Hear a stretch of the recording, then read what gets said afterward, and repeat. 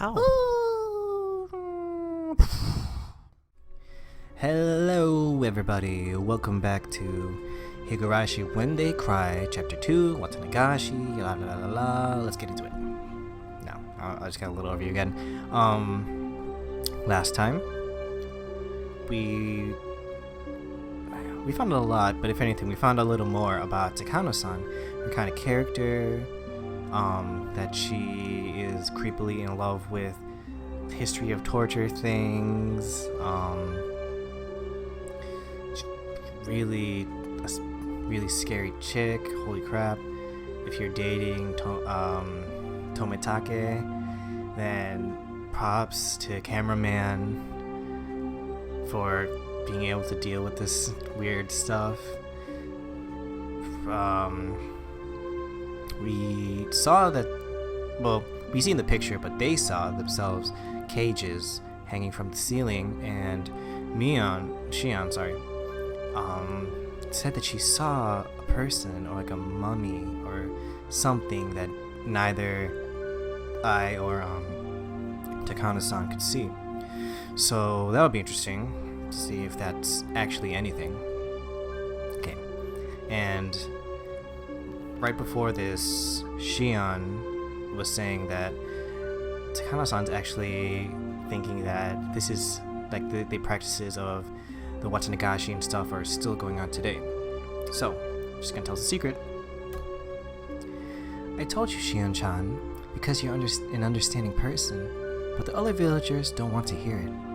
If things go awry, I could be ganged up on and punished. Shion flashed a devilish smile, as if reveling in the immorality of it. Mirabara-kun, you keep it a secret too, okay? If this gets out, I could suffer Oyashiro-sama's curse, or be made into a sacrifice. Oh god, she was! Oh. Let's see. Oh god, I just thought thinking about it. I'm confused though. Because they took Tomitake and Takano. Takano disappeared. Oh, so maybe what it is, I don't get it. Because maybe they performed the maybe the Watanagashi doesn't anymore, but she was still demoned away. Was she demoned away to be eaten, or was she demoned away to sink to the bottom of the pit? Because Tomitake was found with like when he clawed his neck to kill himself. Oh, jeez, okay. If this gets out, I could suffer Oyashiro-sama's curse, or be made into a sacrifice. If it's a curse, then I wonder what kind of death it'll be this year. If it's a sacrifice, oh, I was questioning and she was telling me, then I will be thrown into the Onigafuchi swamp while still alive? It is tonight, you know, the night of Oyashiro-sama's curse. Takano-san said, bringing her face right up close to ours, as if to say that if she had the choice, she'd rather suffer the curse. That's what she seemed to be implying. Takano-san took out a fairly worn notebook out of her paper bag, then began to flip through its pages.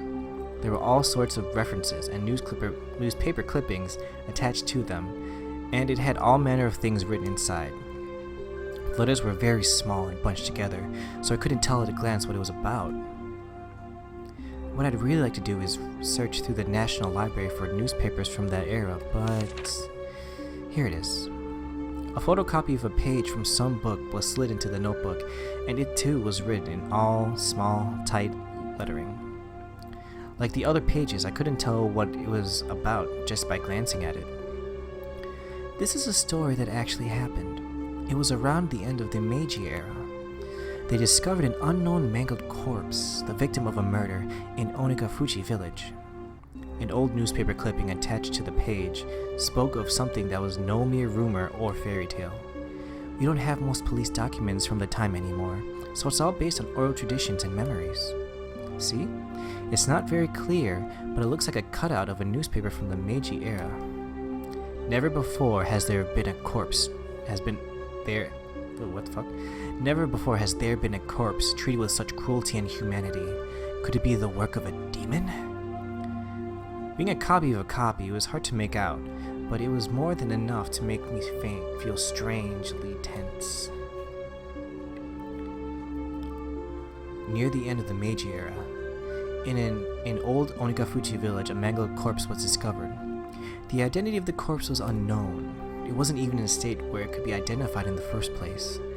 It was missing a head, and each limb was separated from the body. Okay.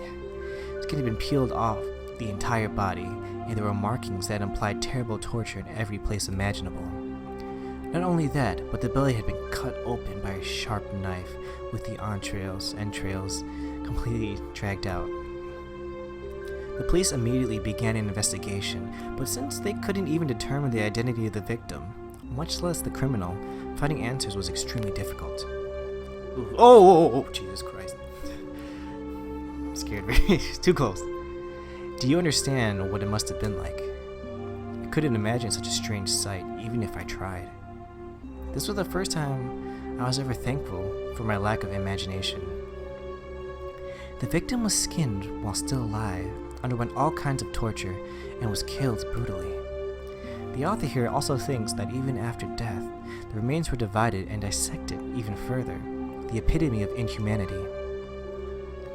I'm of the opinion that the entire process was performed while the person was still alive, though. What do you think, Maribara-kun? She spoke in a way intended to make me imagine even more vicious things.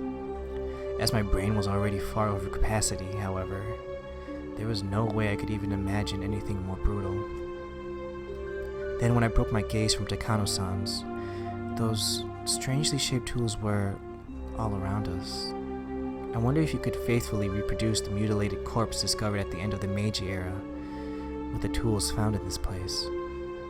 I want to deny it. I don't want to admit that something so terrible could have happened at all. Even so, they were so strange, so terrifying, these tools. And as if they had seen through my attempt to escape from them, they did nothing but ridicule me silently.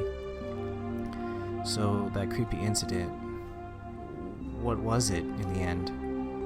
The author says that regarding Onigafuchi's village's dreadful customs, they've survived into recent post-Meiji days, and that perhaps they lasted until around the beginning of the Showa period. This corpse, which at a glance had been brutally killed after a period of torture. In actuality, however, it was the pitiful sacrificial remains of the man-eater's terrifying feast. The corpse was just leftovers. It was so fantastic, so strange, it didn't feel real. Was this an extension of the legends too? It happened in the Meiji era though, which is just too recent to be called a legend. Also, there is a newspaper clipping right here suggesting it. Okay, but even if it really happened, it was a long time ago, right? I mean, the Meiji era ended 100 years ago. That's all. Only 100 years ago. Besides, it kept happening even after the beginning of the Showa period. Like with the uproar around the post-war canned flesh incident. Oh, I apologize. That story was taboo, wasn't it? Takano immediately stopped talking as if worried about Shion. Shion briefly looked somewhat angry, but that expression soon disappeared. Huh? Takano-san, what did you just say? Canned flesh? Don't look at me. Jeez. Just then, there was a huge creaking noise. Oh, God. Everyone whipped around to look. Oh, thank God. No, you Takano-san, Tomitake-san, whoever you are, just take him out of there, dude. It was Tomitake-san who had opened the door slightly. Did I startle you? Oh, Jisoo-san, could you not resist seeing inside? This is a splendid treasure trove of torture devices. I'll pass on that. I'm bad with this sort of thing by nature. Takano-san held her stomach and had to muffle her laughter, as if she wanted to make a comment about his masculinity. In any case, the dance and ceremony are over. Everyone's going down to the stream. The festival will be over within a few minutes. Oh, that's no good. Maribel is just such a good listener that I couldn't help telling stories. I'd really rather you not mention me in a place like this, thanks. Ch.2-san, could you wait out front? I want to take a few pictures. There are actually a lot of tools I like to bring home, but we obviously can't do that. Takano-san took a camera out of her paper bag and began to snap photographs. She looked like she was having fun, like she was on a scavenger hunt. Punchy-kun, are you leaving too? I've seen enough. Shion, you're good too, right? Let's get out of here. I want some fresh air. I agree. Let's leave. I did feel a bit of hesitation leaving Takano-san by herself in this darkness. When I thought about it, though, I realized that whatever kinds of evil spirits and ghosts lurked in the darkness, none of them could hold a candle to how scary she was. Well, not if she's dead and being eaten. Even if a phantasm were to appear, she'd be overjoyed and flash her camera at it. Oh, happy music at last. It seemed like Shion shared my somewhat rude mental image. We exchanged glances and smiled painfully. We left Takano-san there, bathed in her strobe of camera flashes, and decided to leave the ritual storehouse. Everyone at the festival seemed to have gone to the stream, so their voices were very distant. The voices of the bugs, on the other hand, were clear, lending an empty feeling of isolation to the place. How was it? Interesting? Tomitake-san gave us a somewhat mischievous grin. He should have been able to tell by looking how pale our faces were. I should have kept watch outside with you, Tomitake-san. Tomitake-san laughed so delightfully that it wiped away our dark feelings. That's my boy. How'd you fare, Shion-chan? Were you scared? I was prepared for it, so I wasn't too afraid, but seeing the real thing was powerful. Shion spoke like she wasn't scared at all. She really had been quite afraid, but seeing as how I was in way worse a state than her, I didn't have much room to talk. As Tomitake-san grinned candidly, my mind, exhausted and locked up by the nervousness, began to calm itself. Was Takano-san being an adult about this little expedition? You know how she seemed like a child sometimes. I was worried she'd be way too excited. Both Shion and I laughed, and left that as our answer. Hopefully she was only looking at things. I'm worried she'll sneak something out of there, or mess with a ritual implement too much and break it or something. Right, that's quite possible. She is alone in there right now. She might pilfer something small and easily concealed, hiding it in her pocket. Yeah, I can see that. Shion said what I was thinking. You're sure she didn't break anything? I could clearly hear some noises like someone jumping up and down. I was getting pretty nervous. I'm sorry. I ran out of film. Ch.2-san, if you have any more, could I use some? Takano-san suddenly appeared while we were talking about her, and taking everyone by surprise. Tomitake-san smoothly grinned and responded as if nothing happened. He's pretty mature. Wait, jumping up and down? That doesn't sound right. I'm all out of spare film. Sorry about that. Jeez. You won't win any Pulitzer prizes by not stocking enough film for any occasion, you know. That's right, you two are done. Let's all four of us go down to the stream and see each other off at our houses, please. I suppose that's it then. Tomitake-san scratched his head up apologetically. Without film, we're done here. Takano-san seemed to have given up because of that too. We checked carefully to make sure we hadn't left anything inside, then closed the door and turned to the heavy padlock we left beside it. Takano-san, you didn't sneak anything out, right? How rude. I'm trying not to be that childish. Kerclack. Tomitake set the padlock back on the way it was before. From a cursory glance, it didn't look like thieves had snuck in at all. Okay, Let's get over to the stream ourselves. If we don't at least set some cotton afloat, there won't be any point in coming to the festival. Tomitake-san spoke brightly, urging us all on. Yeah, that's my guy. Setting cotton afloat down the stream. I shake my head a few times, driving away my dismal thoughts as to the double meaning. Takano-san, looking a little let down, kept turning back to glance at the ritual storehouse. Let's just leave it at that, alright? You saw enough to sate your curiosity, didn't you? Oh, not at all. Everything I found only renewed my interests. All these stories and legends suddenly hold water. After today, I'm going to have to change the way I look at all this. Wow. She is truly indomitable. Her curiosity really is something else. Still interested in all this, through and through. Yeah, let's get down to the festival, please. We descended the stone stairs, and all the people crowding the stream came into view. Near the bottom of the stairs, we could clearly see people receiving cotton that had been cut out for them, then wishing upon the cotton, setting it afloat down the stream. The festival was already over. Oh, damn. I missed my chance to photograph the best part of Watanagashi. Oh, but it's not too late. I'm going to go and set some afloat. Perhaps you could take pictures of me? Takano-san, with an impish expression, brought her head to Tomitake-san's shoulder. Despite his age, he looked embarrassed. I felt an honest respect for Tomitake-san, man to man, for dating such a handful of a woman. Seriously, boy. Good on you, bro. Goodbye, then. Mirabaru-kun? Shion-chan? We're going down to the stream. Would you like to come with us?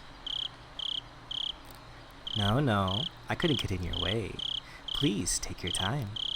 Shion waved her hand to them with an expression just as impish as Takano-san's.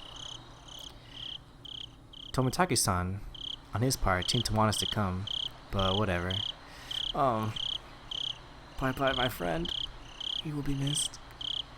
Shion gave a big stretch and sat down on the stone steps. I'm pretty worn out.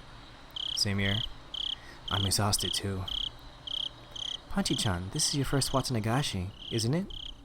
You go on. Don't mind me. I'm tired, so I'd like to stay away from the crowd. Yeah, if we were to go down now, we'd barely slip into the end of the cotton drifting ceremony. My sister and your other friends might be looking for you too. Go on. Oh, yeah, right. They've been by themselves ever since we got separated. I feel bad if they were looking for me. Then Shion suddenly had a playful look on her face, and put her index finger to her lips as if to tell me to keep this a secret. My sister is the type to get really jealous. If she knew I was hogging you this whole time, she'd never let me hear the end of it. So keep tonight a secret, okay? Keep tonight a secret. Don't say things that are so embarrassing. What the hell am I supposed to say then? Not only because of that either. Considering what we were doing tonight, we really need to keep it secret. Oyashiro-sama's curse might happen tonight, and we four would be the prime candidates. The loosening threads of tension became taut again. Shion, however, burst out laughing.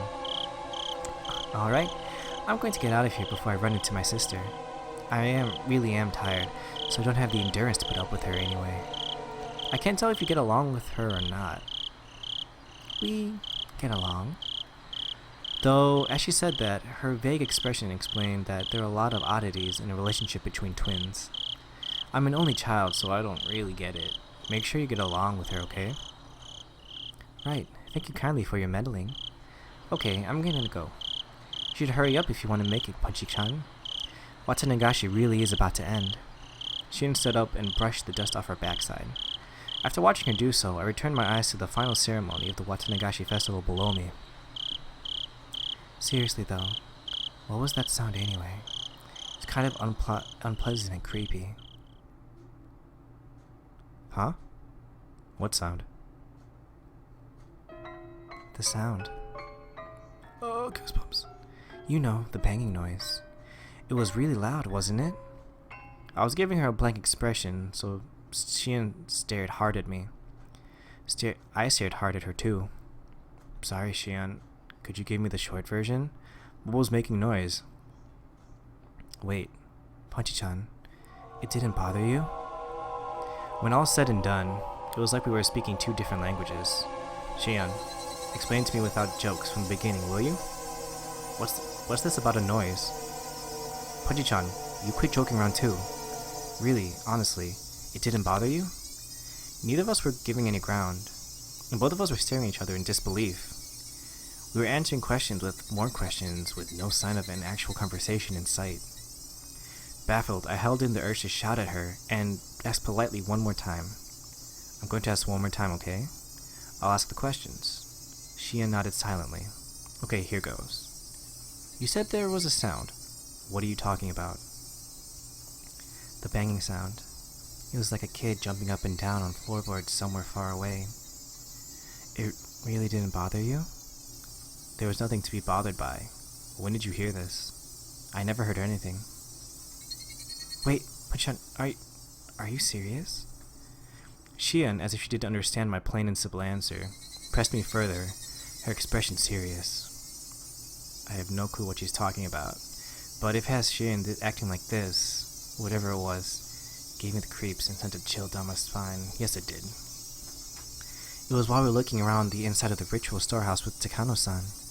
About the time she started her stories, I think it was. Little by little, louder and louder, off and on. She heard a banging sound, like a child jumping on distant floorboards. That can't be true. Don't start trying to scare me after all that. I didn't hear anything at all. In fact, it was so utterly silent in there that my own heartbeat was almost deafening. Please don't try to scare me either, Punchy-chan. It was like something was making noise in time with Takano-san's scary stories, and I was totally creeped out the whole time.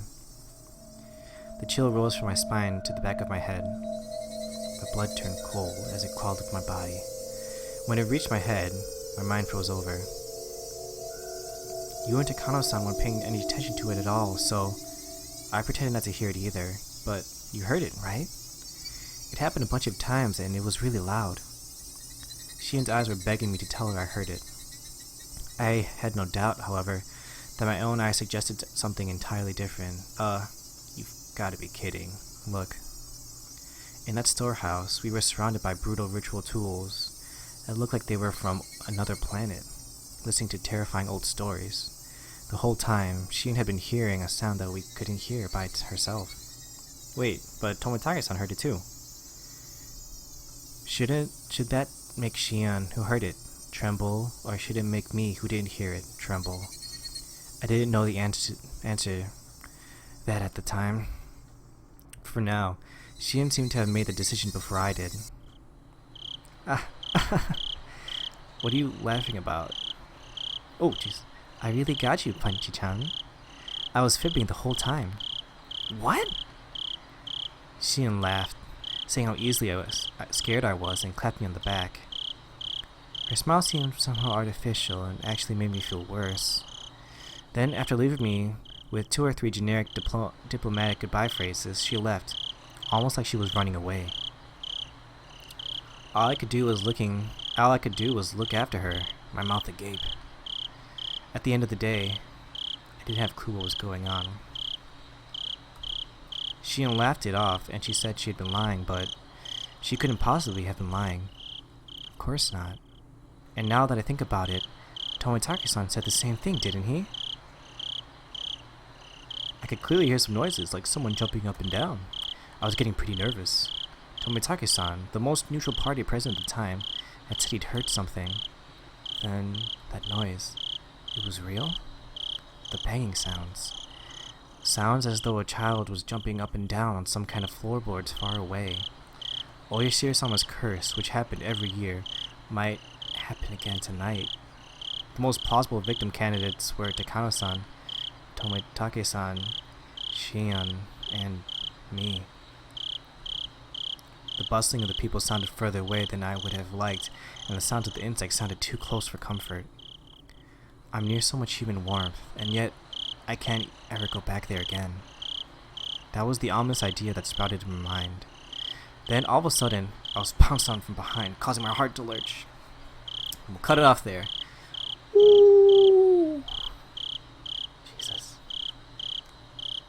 I can't believe it got even creepier. Like, it was gonna get scary once everyone started going crazy and murdery and oh, Yashiro-sama's cursey. But I didn't think right now at like this night would get any creepier. And holy crap. Okay, guys, this is too much. I'm so done for tonight. I'm gonna be recording next week. That should give me some good time to calm down a bit and get my head back.